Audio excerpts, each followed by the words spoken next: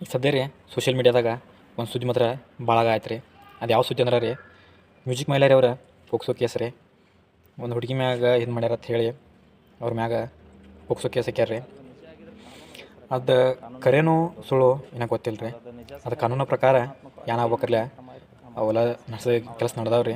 ಅದು medical checkup ಅದೆಲ್ಲ ನಡೆದತ್ರಿ. ಒಂದು 14 ದಿವಸ ಕಸ್ಟಡಿಯಾಗಿ ಇರ್ಬೇಕಂತ ಹೇಳಿ ಕಾನೂನು ತೀರ್ಪು ಕೊಟ್ಟತ್ರಿ. ಮ್ಯೂಸಿಕ್ ಮೈಲಾರಿ ಅವ್ರ ಟ್ರೆಂಡಿಂಗ್ ಸದ್ಯ ಭಾಳ ಅದಾರ ರೀ. ಈಗ ಹೆಸರು ಭಾಳ ಮಾಡತ್ತಾರ ರೀ. ಹಾಗಾಗಿ ಅವ್ರ ಹೆಸರು ಕೆಡ್ಸೋಕ್ಕೂ ಯಾರೇ ಮಾಡಿರ್ಬೋದು ರೀ.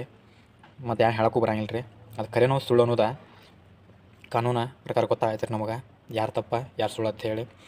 ಅದನ್ನ ಯಾರ್ಯಾಕೆ ಅವ್ರ ಹೆಸರು ಕೆಡ್ಸಕ್ಕೆ ಮಾಡಿದ್ರೆ ಬಿ ರೀ, ಹೆಸರು ಗಳಿಸಾಕೆ ಭಾಳ ಉಸ್ಬೇಕಾಗೈತೆ ರೀ. ಅದ್ರ ಕೆಡ್ಸಕ್ಕೆ ಮಾತ್ರ ಒಂದು ಸೆಕೆಂಡು ಹೊತ್ತಂಗಿಲ್ಲ ರೀ.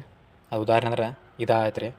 ಮತ್ತು ಆ ಹುಡುಗಿ ಭೀ ಹೇಳೈತೆ ರೀ, ಇಲ್ಲ ಮತ್ತು ನನ್ನ ತಪ್ಪಾಗೈತಿ, ನಾನು ಅವ್ರ ಹೆಸರು ಹಾಳು ಮಾಡೋ ಸಂಬಂಧ ಹಿಂಗೆ ಮಾಡಿನ ಅಂತ ಹೇಳಿ ನಾನು ಮೀರಾ ಅನ್ನಾಗು, ಲತಾಕ್ ಅವರು, ಶ್ರಾವಣಿನು ಮತ್ತು ಮ್ಯೂಸಿಕ್ ಮೈಲಾರಿ ಅನ್ನಾಗು ಏನೇನೋ ಅವ್ರ ಬಗ್ಗೆ ಮಾತಾಡೇನಿ.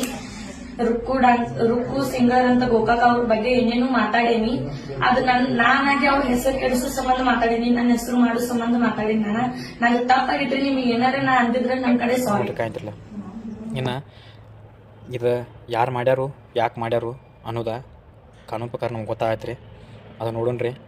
ಈಗ ನಾವು ನೋಡಿದ್ದು ಸುಳ್ಳು ಆಯ್ತು ರೀ, ಕೇಳಿದ್ದು ಸುಳ್ಳು ಆಯ್ತು ರೀ. ನಿಧಾನಿಸಿ ಯೋಚಿಸಿದಾಗ ಜ್ಞಾನಂಬುದು ಗೊತ್ತಾಗ್ತಿರತ್ತೆ ರೀ. ಅದಕ್ಕೆ ಹೆಸರು ಗಳಿಸೋದು ಭಾಳ ಮಹತ್ವದಾಗೈತೆ ರೀ. ಕೆಲ್ಸಕ್ಕೆ ಮಾತ್ರ ಭಾಳ ಟೈಮ್ ಹತ್ತಂಗಿಲ್ಲ ರೀ. ಇಷ್ಟು ಹೇಳಿ ನನ್ನ ಮಾತು ಮುಗಿಸ್ತೇನೆ ರೀ.